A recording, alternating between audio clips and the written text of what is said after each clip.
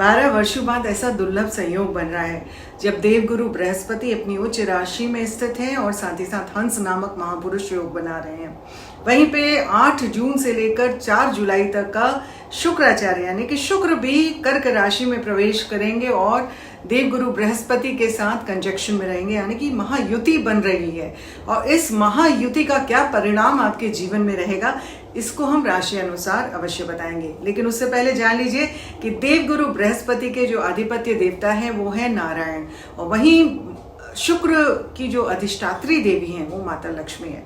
तो आप ये सोच लीजिए कि लक्ष्मी नारायण योग बन रहा है, जो कि गजब का योग है, जो आपके जीवन में सुख समृद्धि लेकर के आ सकता है। सुख हो, समृद्धि हो, धन हो, धान्य हो, संतान सुख हो, वैवाहिक सुख हो, लग्जरीज इन लाइफ हो, मकान खरीदना हो, गृह निर्माण हो, गाड़ियां खरीदनी हो, सारी चीजें इस समय पॉसिबल हो सकती हैं। लेकिन कुछ राशियों के लिए बहुत अच्छी रहेंगी, कुछ राशियों के लिए थोड़ा सा मध्यम रहेंगी। इसके बारे में विस्तार से हम चर्चा करेंगे। लेकिन उससे पहले अगर हमारे वीडियोस आपको पसंद आते हैं तो लाइक, शेयर, कमेंट करना ना भूलें, और ये नोटिफिकेशन बेल आइकन इसको दबाना ना भूलें, ताकि आपको हमेशा पता चले जैसे ही हम अपने वीडियोस अपलोड करें आपको मिल पाए। और साथ में इसको शेयर करना ना भूलें, ताकि ये जो इन्फॉर्मेशन हम आपको देते हैं अधिक से अधिक लोगों को पहुंचे और उनको भी इसका लाभ मिल सके। ऐसा करने से आप भी एक ह्यूमैनिटेरियन वर्क कर रहे हैं और साथ में गुड फॉर्च्यून्स भी गेन कर रहे हैं। अगर आपको कोई पर्सनल गाइडेंस चाहिए तो यहाँ पे लिखे हुए, स्क्रीन पे लिखे हुए नंबर्स पे हमें कांटेक्ट कर सकते हैं। ईमेल आईडी है, वेबसाइट एड्रेस भी मैंने दिया हुआ है, इसमें भी आप कांटेक्ट कर सकते हैं। लेकिन यहाँ पे फिलहाल हम बात कर रहे हैं देवगुरु बृहस्पति और शुक्र की महायुति की, और इस महायुति का विशेषकर कैसे असर पड़ने वाला है ये राशि अनुसार बताएंगे। आपकी लग्न राशि और आपकी चंद्र राशि पे ये आधारित है। तो शुरुआत कर लेते हैं मेष राशि से।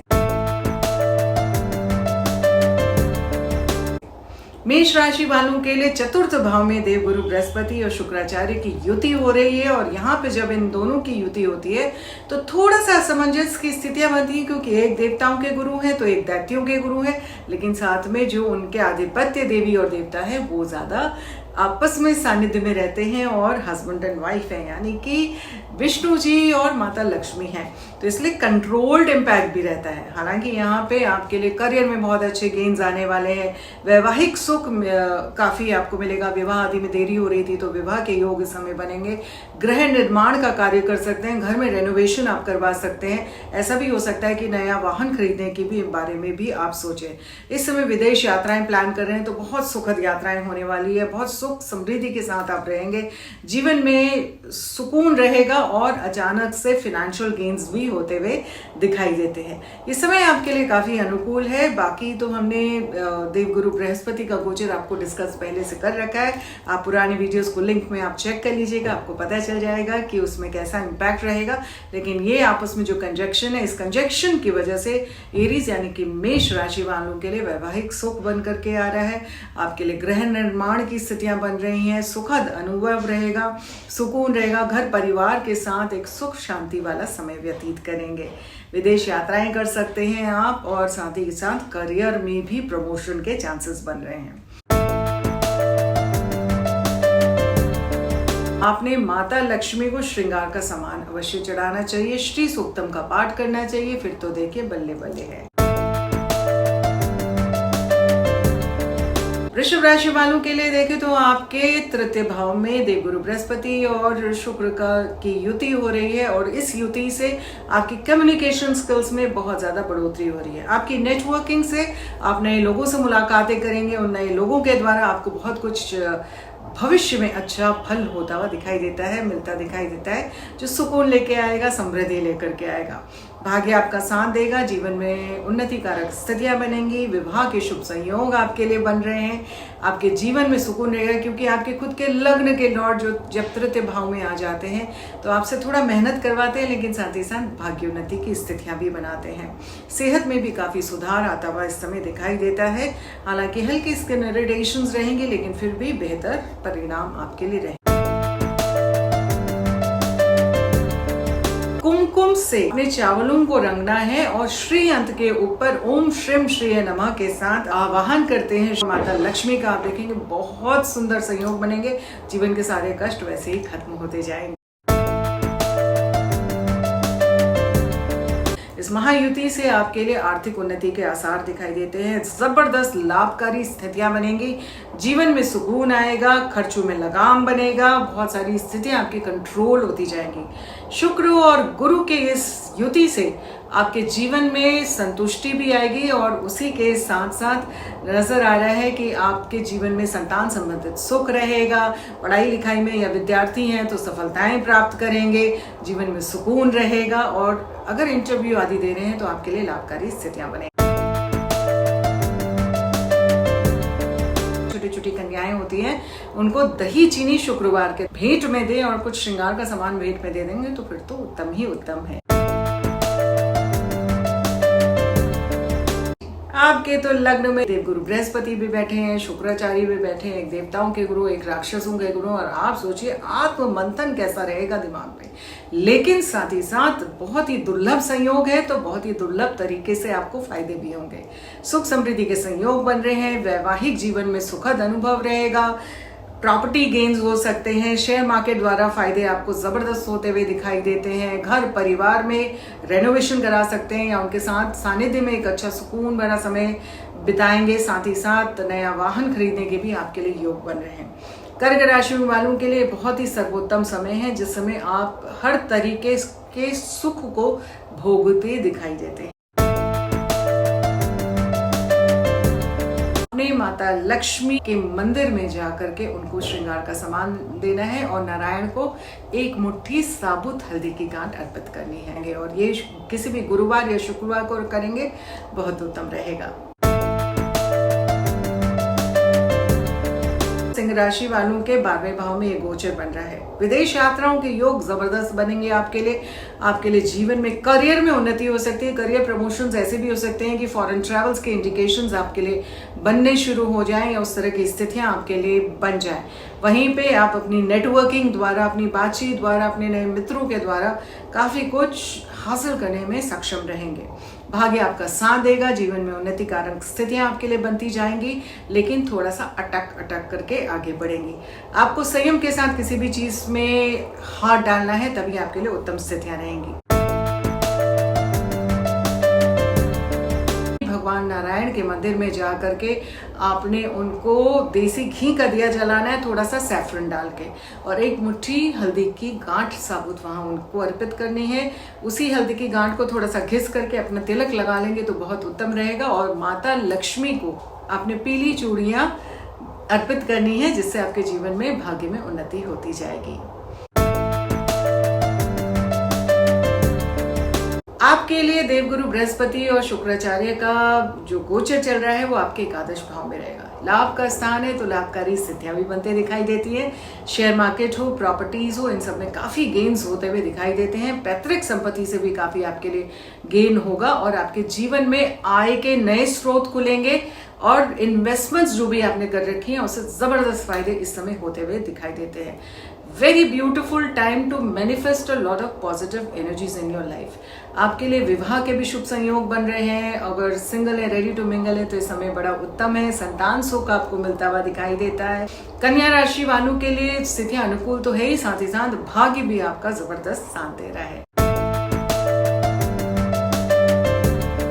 आपने कमल का फूल लेना है या गुलाब का फूल लेना है और उसको माता लक्ष्मी को अर्पित करना है। फ्राइडे को अगर आप कर लेंगे तो बहुत अच्छा रहेगा। साथ में ओम श्रीम श्रीय नमः इस मंत्र का जाप करते हुए आप उनको अर्पित करें। 108 बार करें, आप देखेंगे आपके तो जीवन में और ज्यादा उन्नति होते जाएगी।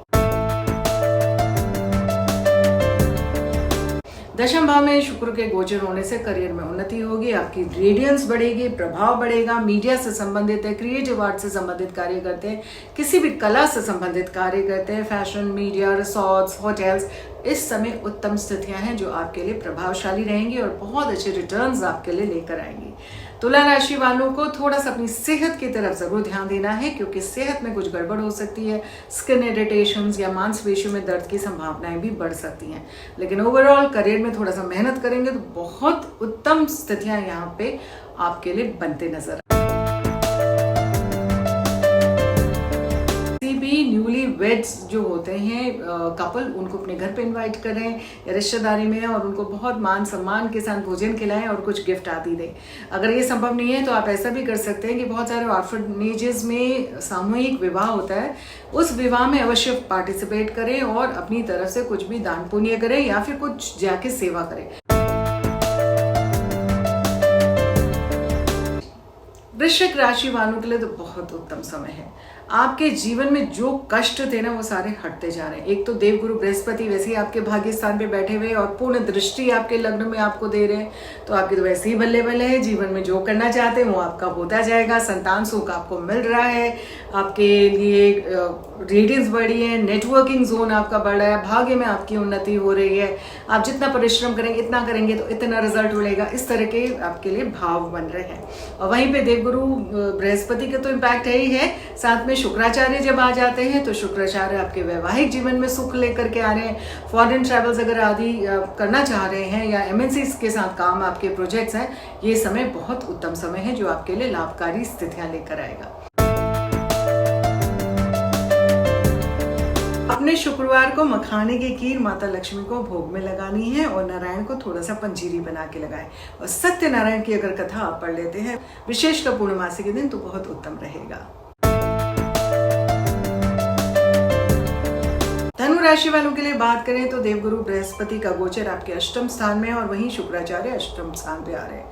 अष्टम स्थान पे जब भी दोनों ही गुरु आ रहे हैं तो ऐसा हो सकता है कि बहुत डीप रिसर्च की तरफ आप इस समय गूढ़ विद्याओं की तरफ आपकी रुचि बहुत ज्यादा बढ़ने वाली है। हो सकता है ऑकल्ट साइंस से रिलेटेड अगर आप हैं, साइंटिस्ट हैं, किसी भी प्रकार के डेटा एनालिटिक्स से रिलेटेड आप काम करते हैं, कंसल्टिंग से रिलेटेड, फाइनेंस से रिलेटेड काम करते हैं, तो ये समय उत्तम समय है जिस समय आप ये डिग deeper into the research aspect और वहां से उसका फायदा आप लेकर के आएंगे और आपके लिए विशेष आध्यात्मिक अनुभूतियां भी होती जाएंगी। सुकून आपके लिए तभी आएगा जब आप थोड़ा सा अपनी तरफ से प्रयास अधिक करेंगे। शक नहीं करना है, वाणी में मिठास लेके रखनी है। ऐसा करके अगर आप अपने जीवन में आगे बढ़ेंगे तो आप देखेंगे कि आपके जीवन में जो भी समस्याएं हैं वो आपकी हटती जाएंगी। आटे का दिया बनाएं और उसमें आपने 2 बाती लगानी है जो कि मौली से बनी हुई बातियां हो तो बहुत शुभ रहेगा। उसमें आपने घी डालना है, घी के साथ थोड़ा सा कुमकुम, थोड़ी सी हल्दी आप उसमें डालेंगे, थोड़े से अक्षत आप उसमें डालेंगे और जब ये डालने के बाद आप लक्ष्मी नारायण जी के समक्ष इसको जलाएंगे और जलाने के पश्चात थोड़ा सा केसर युक्त चंदन आपने माथे में, कंठ में और नाभि पे लगाना है। मकर राशि वालों के लिए वैवाहिक सुख की स्थितियां बन रही हैं। ऐसा भी हो सकता है सिंगल है, रेडी टू मिंगल है, तो समय बहुत अनुकूल है। जीवन में सुख समृद्धि के संयोग बनते जाएंगे। मकर राशि वालों को संतान संबंधित सुख भी मिलता हुआ दिखाई देता है। विद्यार्थी वर्ग हैं तो पढ़ाई में उत्कर्ष स्थितियां बनते जाएंगी। इंटरव्यू आदि देना है तब भी आपके लिए समय अनुकूल रहेगा। अचानक से कहीं से धन आगमन के योग भी आपके लिए बनते हुए दिखाई देते हैं। इतना ही नहीं, अगर आपकी रिलेशनशिप है, लव लाइफ है एक्टिवेटेड, तो आप उसको एक मैच्योरिटी की तरफ लेके जाएंगे और ऐसा पॉसिबल है कि आप उसको एक लेवल्ड अप लेकर के विवाह आदि के बारे में सीरियसली सोचें। ये समय आपके लिए बहुत शुभ रहेगा और आपके जीवन में उन्नतिकारक स्थितियां रहेंगी। बिजनेस पार्टनरशिप्स हैं तो वो बड़े फायदे लेकर आएंगी। माता लक्ष्मी को कमल के फूल या गुलाब के फूल चढ़ाने हैं या गुलाब का इत्र चढ़ाना है और साथ ही साथ नारायण को अष्टगंध का तिलक लगाना है। उस तिलक को वापस आप अपने माथे में तिलक लगाएं तो बहुत शुभ रहेगा और जीवन में जो कष्ट है वो आपके खत्म होते जाएंगे। छठे भाव में गोचर होने से थोड़ा सा दोनों की स्थितियां क्षीण हो जाती हैं और तकलीफें आती हैं। आपको अपनी सेहत की तरफ ध्यान देने की आवश्यकता है। लेकिन आय के नए स्रोत भी खुल रहे हैं और कर्जों से मुक्ति के द्वार भी खुलते हुए दिखाई देते हैं। ये समय आपके लिए काफी अनुकूल रहेगा और धन धान्य की स्थितियां भी आपके लिए बनते दिखाई देती हैं। आपके कार्य क्षेत्र में प्रमोशन के चांसेस बनेंगे, वहां पे ग्रोथ एस्पेक्ट्स बनते हुए दिखाई देते हैं। ऐसा भी हो सकता है कि घर परिवार से संबंधित या किसी वाहन से संबंधित खर्चे अधिक हो जाए, तो ये थोड़ा सा कंट्रोल करने की आवश्यकता है। भाग्य को प्रबल करने के लिए मेहनत अधिक करनी पड़ेगी, तभी आपके लिए अच्छे रिजल्ट आएंगे। चंदन अपने माथे में, अपने कंठ में और नाभि पे लगाना है, ये बहुत आवश्यक है आपके। मीन राशि वालों के लिए देवगुरु बृहस्पति का पंचम स्थान पे गोचर तो वैसे ही जबरदस्त है। बहुत अच्छे रिजल्ट्स आपके लिए लेके आ रहा है, आपको एक प्रबल संयोग में लेकर आ रहा है। 7.5 का जो मध्य फेस का प्रभाव है वो काफी आपका हटता जा रहा है, बैलेंस हो रहा है। जब शुक्राचार्य भी वहां पे आ जाते हैं तो शुक्राचार्य आने से आपकी बेसिक फिजिकल स्ट्रेंथ में गेन्स लेकर के आते हैं, लग्जरीज की तरफ आपको अट्रैक्ट करते हैं। जीवन में काफी शुभ संयोग आपके लिए बनते जाते हैं, एक अच्छे सुकून भरी स्थिति में आप जाते हैं। वहीं पे भाग्य आपका अचानक से साथ देना शुरू कर देता है, जीवन में उन्नतिकारक स्थितियां भी आपके लिए बननी शुरू हो जाती हैं। एक अच्छे कंट्रोल्ड लाइफ में आप जा रहे हैं, लेकिन सेहत की तरफ आपको भी थोड़ा बहुत ध्यान देना है। पेट से संबंधित दिक्कतें या रिप्रोडक्टिव ऑर्गन से संबंधित दिक्कतें आपको एकदम से अचानक से हो सकती हैं, उस तरफ ध्यान दीजिए। विद्यार्थी वर्ग के लिए अच्छा समय है, इंटरव्यू आदि अगर प्लान कर रहे हैं तो बहुत शुभ रहेगा, अच्छे रिजल्ट्स आपको मिलने वाले हैं और रोमांटिक लाइफ भी आपकी एक्टिवेटेड होते हुए दिखाई देती है। आप देवी के मंदिर में जाके लाल चुनरी चढ़ाएं और श्रृंगार का सामान चढ़ाएं और साथ ही साथ पुरुष सूक्तम के साथ श्री सूक्तम का पाठ करें, बहुत उत्तम रहेगा। जीवन में सुख समृद्धि के संयोग आते जाएंगे। तो ये तो था देवगुरु बृहस्पति और शुक्राचार्य का आपस में गोचर, कैसे रहेगा इनकी युति, महायुति, और इस महायुति में कैसे आप बेनिफिट्स ले सकते हैं, कैसे अपने जीवन को और अच्छा बना सकते हैं। तो इसको जरूर फॉलो करिए, उपाय जरूर फॉलो करिए। नीचे कमेंट में जरूर लिखिए कि आपकी कौन सी राशि है और इस परिवर्तन से आपको क्या असर दिखाई दे रहा है, या पहले जब देवगुरु बृहस्पति का हमने गोचर बताया था उसके असर से आपको क्या असर रहा। अभी के लिए दीजिए इजाजत। नमस्कार, आत्मा नमस्ते।